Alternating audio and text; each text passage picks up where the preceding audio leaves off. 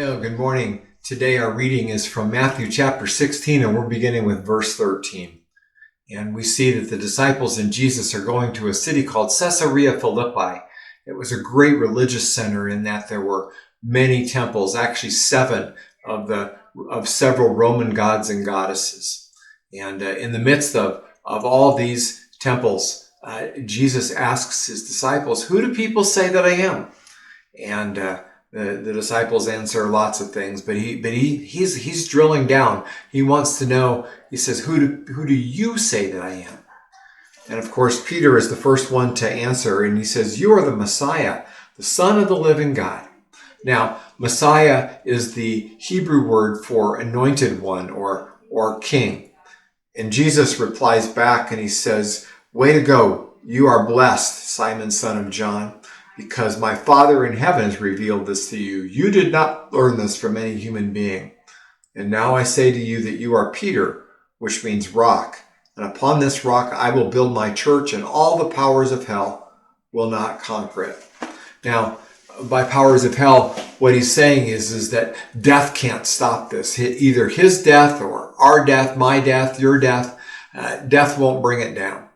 Now, this is a huge moment, dramatic moment in the life of Jesus and his disciples.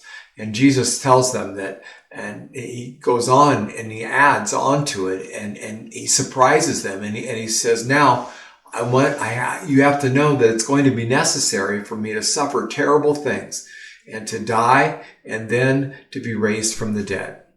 And Peter pulls him aside and he says, "No, Lord, this will never happen to you." And Jesus rebukes him and he says, "You know what, Peter? That response was from Satan. Peter, that is just wrong. I am the king, but not maybe the king that you were expecting." In Peter's mind, the Messiah was going to be the one who would rule politically, and he would restore things economically, and certainly he would take Rome down and put them on top of the pile. But Jesus says, "You're right. I am the Messiah, but I must sacrifice. I must even die." And that's the kind of love that I'm going to use to change the world. It's going to be sacrificial and unconditional love. And on that same principle, on that same kind of love, sacrificial and unconditional, I'm going to start a community. And it's going to be a beautiful community called my church. And 2,000 years later, that community is still going strong. And that's why we're here. As Jesus followers, we are doing our best work when we love, even when it costs us something. Because following Jesus, as we know, can be costly. It's how our neighbors, our family, our friends, our workmates, our schoolmates, how they will know, though, that following Jesus is number one in our life.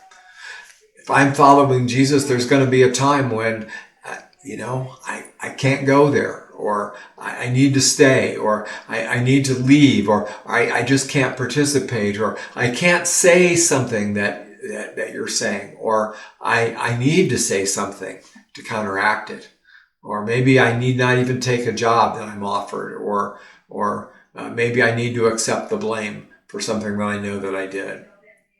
You will know.